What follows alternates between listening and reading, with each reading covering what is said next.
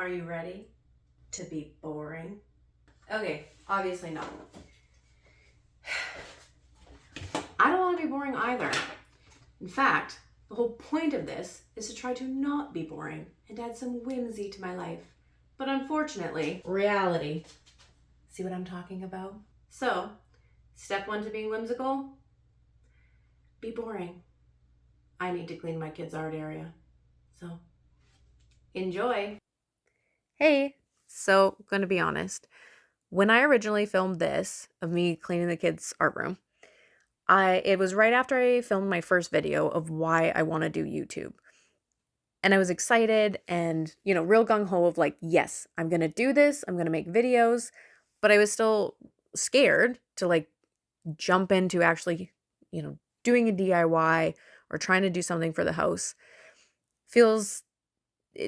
That's very nerve wracking and feels very overwhelming at the moment. So anyways, the plan was, all right, well, how about I do something that I have to do anyways. I'll clean up the room. I'll just film it and I can do a voiceover afterwards. The voiceover can be about, starting small and, that there is anxiety around jumping in and actually doing something that feels permanent to your house or just something bigger. Trusting myself to make a decision in, design or decor or whatever. And instead start small and just say, it's okay to do something attainable. I'll just clean the room.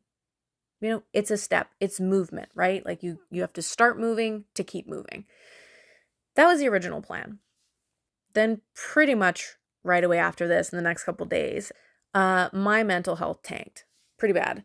I do have depression, and I have in the past had, little episodes of where it's, life's not feeling so great. Colors aren't as bright, and you just don't want to do the things. But this one was actually, it was pretty bad. This was, I'd say, the worst I've had in quite a few years. It just felt hard. Everything felt really hard.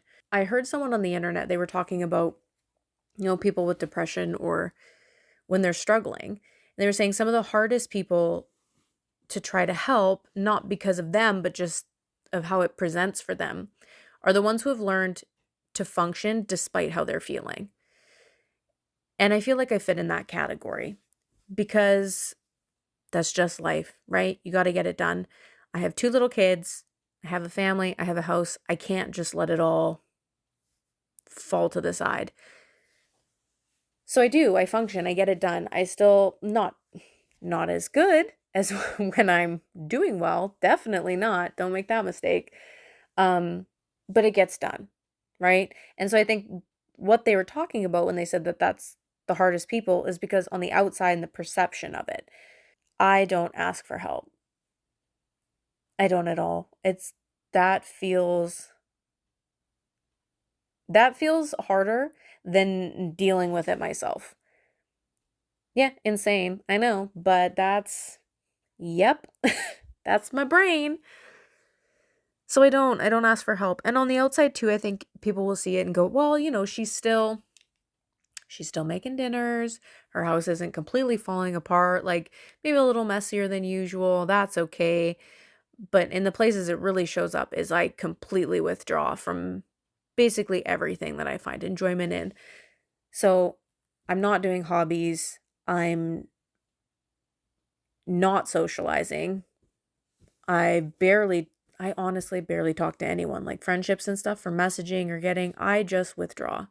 I disappear. I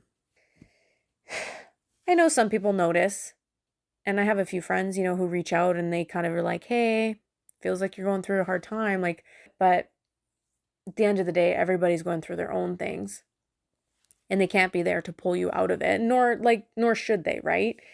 So this one, I really did just sink into that kind of being alone. I mean, not completely. I obviously still have my partner and like he's there and supports me completely and has done his best, but I don't know. I find for me, it's something that I just have to move through, right? It's not fun.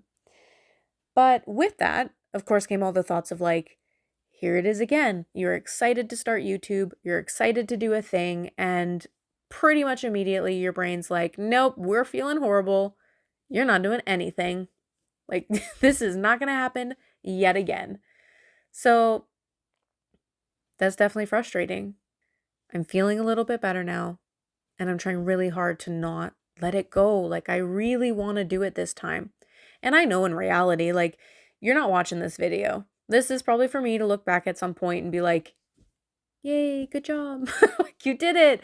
You posted the videos, you did the voiceover. But yeah. Anyways, so this is probably completely pointless for you, but I am doing my best to do the thing. I made a video, I did a voiceover, and I'm going to post it. And for now, that's good enough.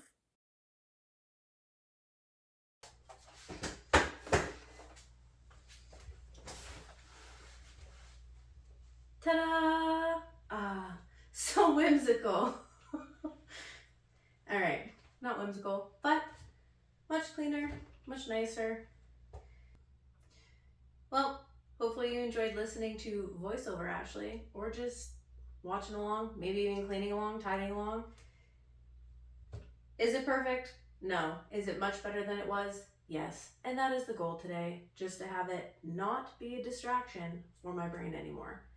And hopefully, one of the plans in the future is to maybe make some whimsy in this room.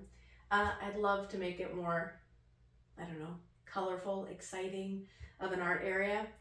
Right now it's just the art corner. And for now, that's good enough. So, anyways, thanks so much for watching, guys. All right, love you. Bye.